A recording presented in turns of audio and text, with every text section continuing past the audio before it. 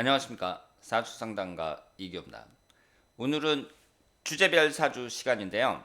늦게 공부하는 사주에 대해서 같이 연구를 해보도록 하겠습니다. 우리가 흔히 만학도라고 하잖아요.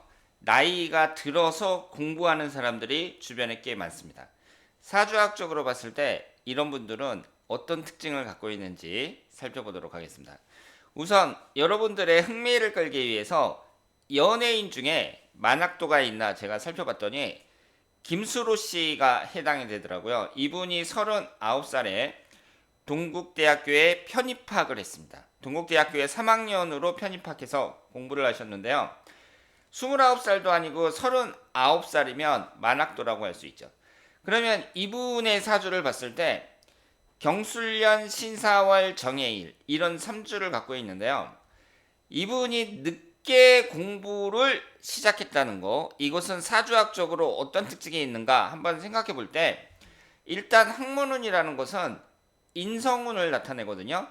일간이 있으면 나를 생해주는 것, 이분이 정화일간이니까 나를 생해주는 목기운이 인성운이라고 할 수 있습니다.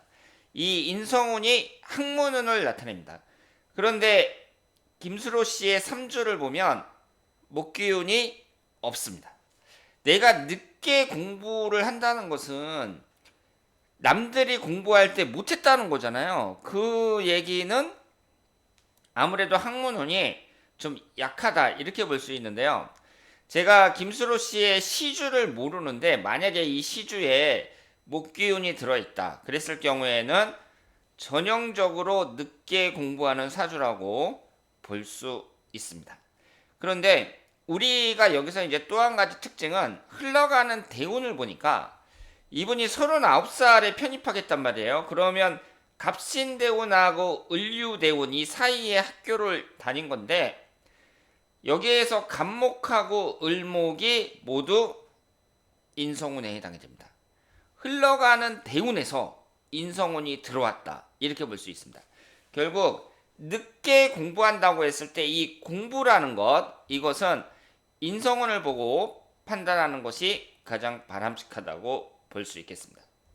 그렇다면 다른 분들, 일반인들의 사주를 한번 보도록 하겠습니다.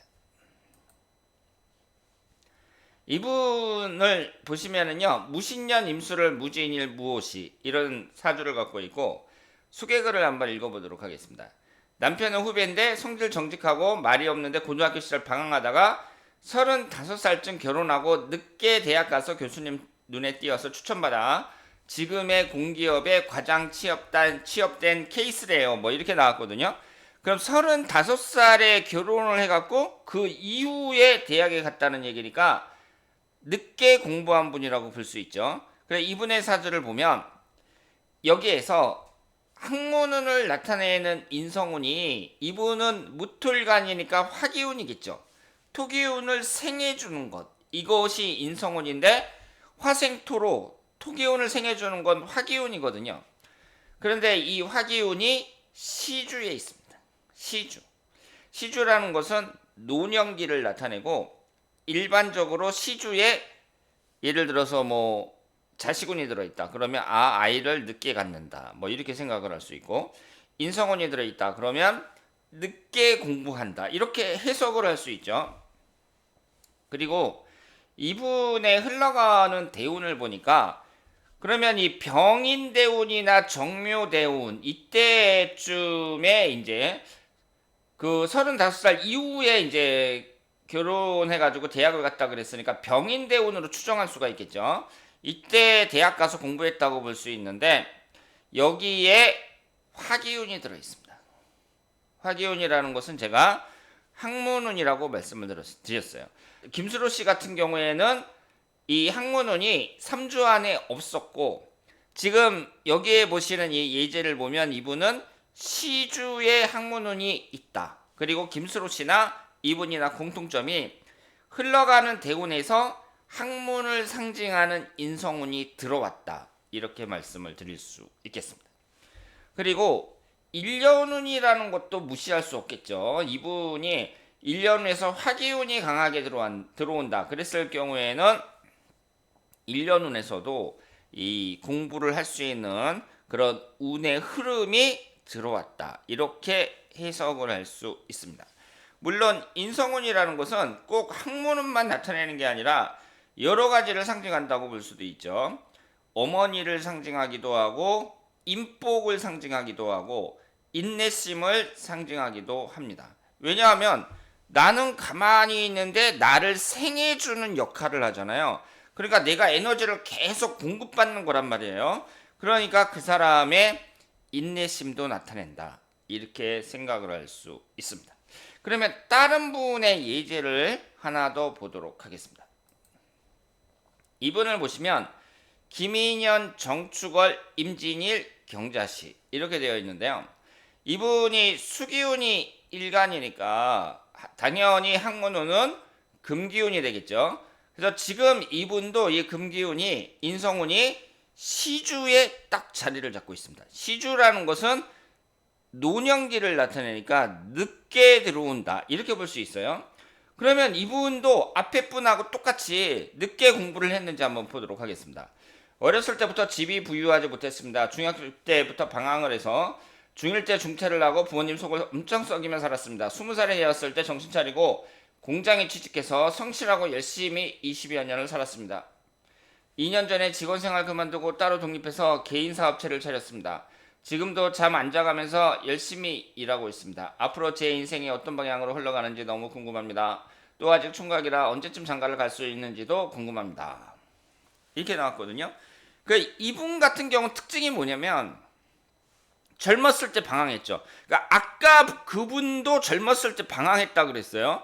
그러니까 공통점이 남들이 공부할 때에는 이분도 잘 공부를 안 했다, 방황했다.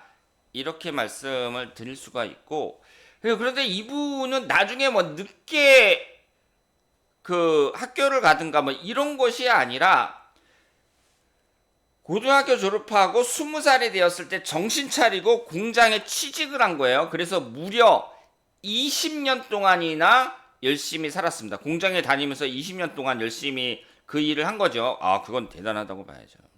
10년도 아니고 20년 동안 그 분야에서 열심히 했다는 건 대단하다고 볼 수 있습니다.